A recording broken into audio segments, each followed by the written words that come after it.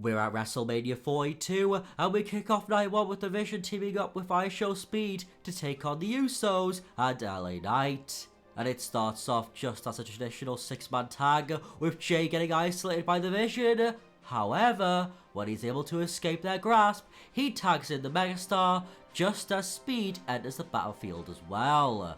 And he's confident, he's cocky, he's demanding for Knight to bring it, who just smacks him down, and this immediately breaks down the match, as with Austin Theory and Jim Uso doing battle near the announcer's table, all whilst Logan Paul and Jey Uso do the same at ringside. That's when we see a little bit of a surprise. You are Danhausen is here, although as he makes his way towards the ring, Paul Heyman stops him, leading to Danhausen doing what he's best at. Paul Heyman is cursed, and he turns around into a suicide dive by Jey Uso, wiping them both out. Then Danhausen gets onto the apron and curses again, "I show speed," before LA Knight inadvertently takes him out. And with Speed taking him down, he gets Logan Paul's brass knuckles. But when he looks to use them, the curse may or may not have taken effect, as LA Knight counters and drops Speed with one hell of a BFT, pinning and defeating him. The Megastar and the Usos stand tall, but to LA Knight, only he should be.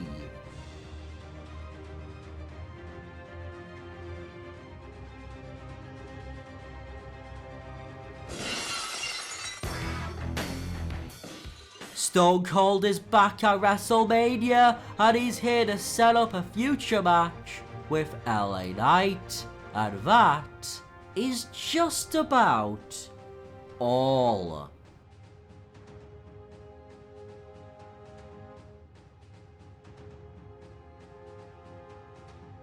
But up next, it's time for the unsanctioned match between Drew McIntyre and Jacob Fatu. And naturally, the match is utter chaos, which translates to ringside being decimated as well. Steel steps are thrown, chairs are bent, kendo sticks are broken, and yet they both still continue to fight. Their pure and unadulterated hatred for one another is on full display as they just continue to batter to ever-loving Christ out of one another. However, things take a far more dark and sadistic turn when Drew introduces thumbtacks to the match. But before he can put them to good use, Jacob manages to fight out of his grasp, as the Samoan Werewolf is able to send the Scottish Warrior to the outside once again, and the only thing still left relatively untouched, well, ends up getting touched, as Jacob Fatu puts Drew McIntyre onto the announcer's table, going back into the ring, going up to the top rope to nail his best shot.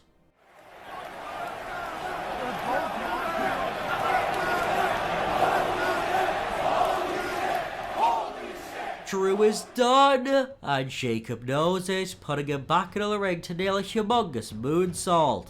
However, Drew, with everything he has left in the tank, kicks out. Jacob can't believe it, but he channels that anger towards the invisible thumbtacks, as once Drew eventually gets up, he's nailed with a pop-up Samoan drop onto them, following this up with not just one, not just two, but 3 moonsaults back to back to back. As with that, Jacob Fatu wins. He puts the demons of his life to bed, them demons being the Scottish Warrior, Drew McIntyre. And whilst Drew may be out for the foreseeable future, that doesn't stop the host of WrestleMania from coming on out. John Cena is here, and he's in a suit as promised, as he walks down to the ring, no towel, to be thrown into the crowd this time. As with him entering the ring, he gives the typical intro for a big show, hyping up the fans. However, before he gets to leave, he gets cut off by the ring general. Gunther is ready for war, and he's ready to perhaps assault the greatest of all time, as he just circles around the ring as if John was prey. However, when it looks like he may strike, someone, not named Seth Rollins, comes to his aid. AJ Styles is back in the WWE ring, and he stands side by side with John Cena against the ring general up until the Architects' theme music hits. Seth Rollins is ready for war just like Gunther as he stands in front of both Cena and Styles, who are able to leave the ring. As with that, the match is on, and it's a pure technical masterclass. It's like a 4D chess match inside a professional wrestling ring. Seth trying to make Gunther bleed, just like when he did in his match against CM Punk at last year's SummerSlam, and Gunther is targeting the just recently healed shoulder of the Architect. And it's looking like the pain for the Visionary is becoming too much as he's getting overwhelmed by the ring general. That is, until he knees him.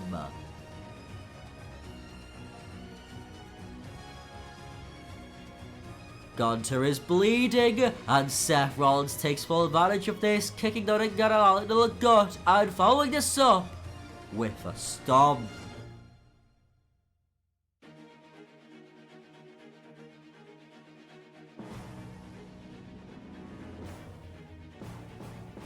Gunther lives. Seth Rollins doesn't know what to do, so he pulls out one last trick, the Phoenix Splash, which gets counted into a powerbomb, but Gunther wants more, picking him up to nail a second, and then a third, completing the sequence by locking in a crossface, wrenching Rollins' bad arm back, all whilst choking him out, which actually works.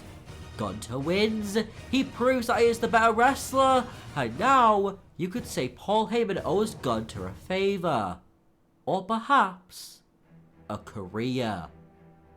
But before we get to that, up next, it's time to find out who will leave Las Vegas as Women's Tag Team Champions. And naturally, things get broken down rather quickly, with each woman slowly being picked off one by one, and this starts with Nikki Bella, who gets taken out by Lash Legend's Lash Extension, which lands flush on the concrete floor.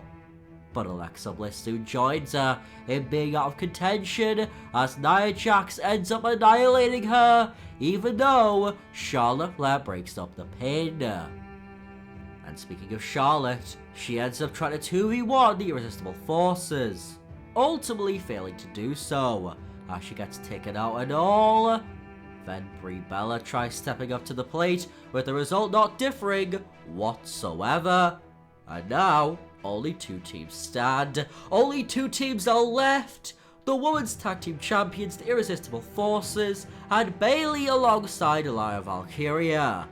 And given how the role model was screwed out of her opportunity last year, she's fighting with everything she has as she takes it to Lash Legend, and due to her experience, Bayley is able to catch Lash with a rose plant.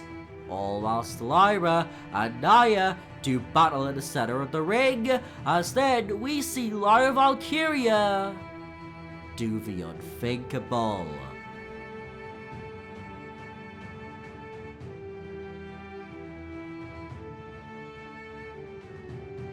Bayley and Lyra Valkyria have finished their story. They have won the Women's Tag Team Championships on the grandest stage of them all, and Bayley finally gets her just redemption.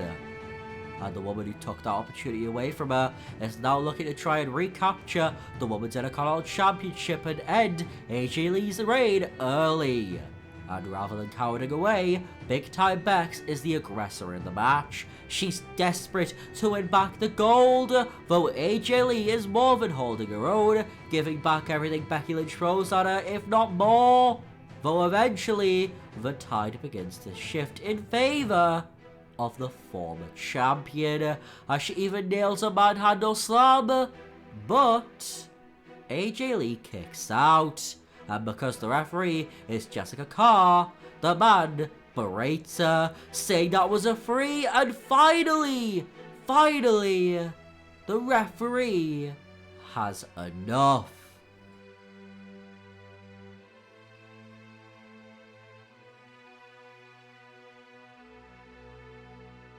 AJ Lee retains the Women's Intercontinental Championship, and it was inarguably all thanks to the assistance of the referee, leaving many wondering where all three women will go following the biggest show of the year. But before the next match, we see the host of WrestleMania backstage, although he ends up running into someone who is very nice and very evil. Oh, John Cena, very nice to meet you. Nice to meet you too, Danhausen. Oh, thank you, but I think you know what happens next. A pointy pointer photo that will get all the social media likes. And if you don't want to, then you... Oh yeah, of course I want to, Danhausen. It'd be my honor. But I've got a request. Can I do the curse thing? Well, I'd usually charge a lot of human dollars for such a request. But because you are the Mr. John Cena, I shall adhere your request. Awesome. Okay, let's get in front of the camera, because if you don't like the greatest of all time, John Cena, then... Wait, what did you say? It doesn't matter, Mr. John. Please continue. Okay. Anyways, if you don't like me or Danhausen, the greatest of all time, then we got 3 words for ya. You are cursed. Oh, that feels quite good, actually. I know, that's why I do it all the time. Right, so when are you going to wrestle again? Okay, never mind then. You sure you don't want me or Roxy out there? I'm sure. I want to prove I can do this on my own, just like Danny Dom is gonna do. And at the end of the night, we'll both be walking out champions.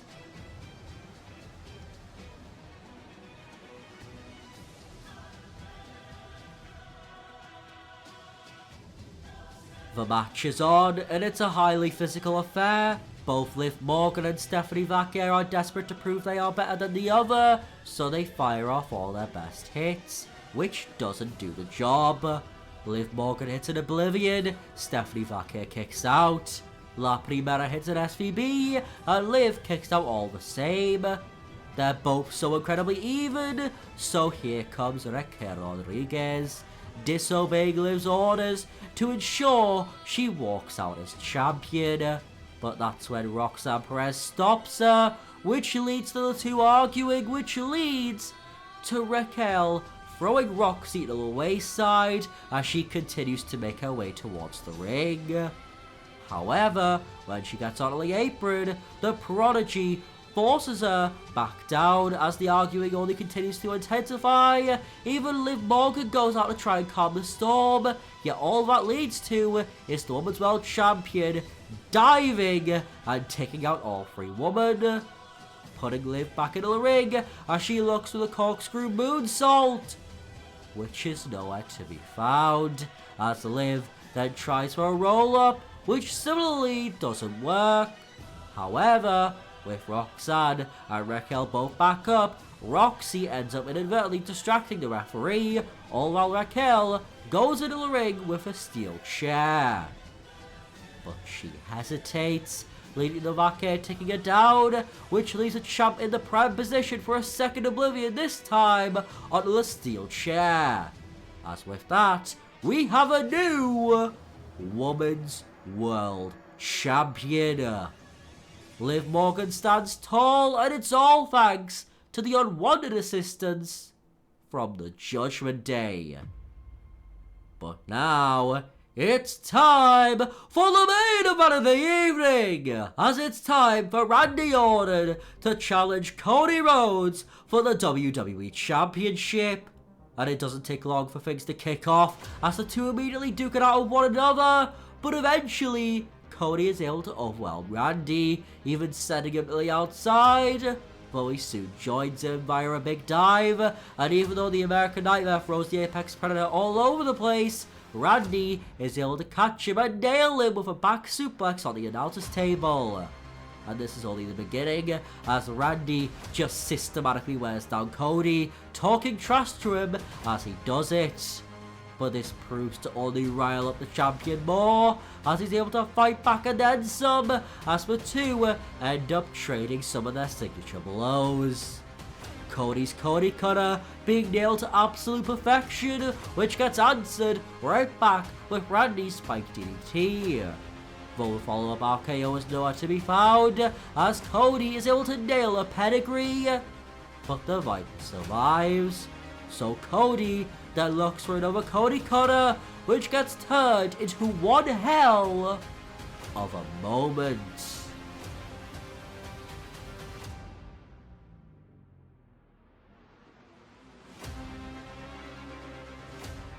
Cody Rhodes still has some fight left, however, a mirror of last year's WrestleMania comes to fruition.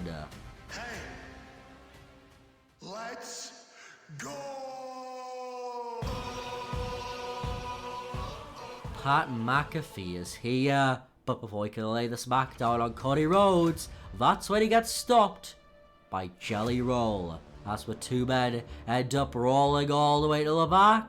Yet the situation between Randy and Cody hasn't changed, as Randy starts to back up for a punt, but it misses as Cody is able to drop Randy with a crossroads, getting him a 1, a 2, but not a 3 count.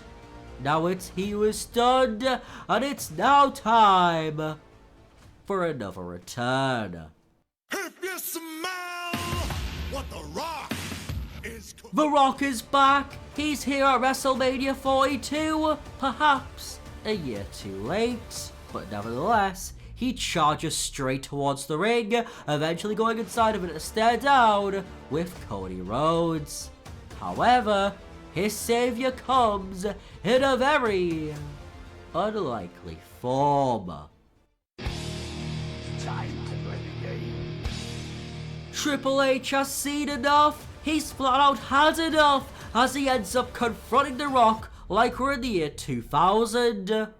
But we're not. We're in the year 2026.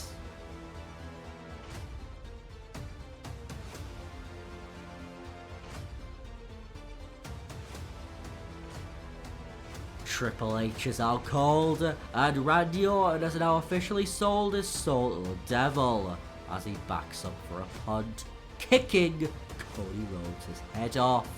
As with that, Randy Orton wins number 15, and it's all thanks to the hand of TKO and their representatives, Pat McAfee, The Rock, and Randy Orton himself. But where do we go from here? Well, we're just gonna have to wait and see. As if you like this story, I think this might interest you.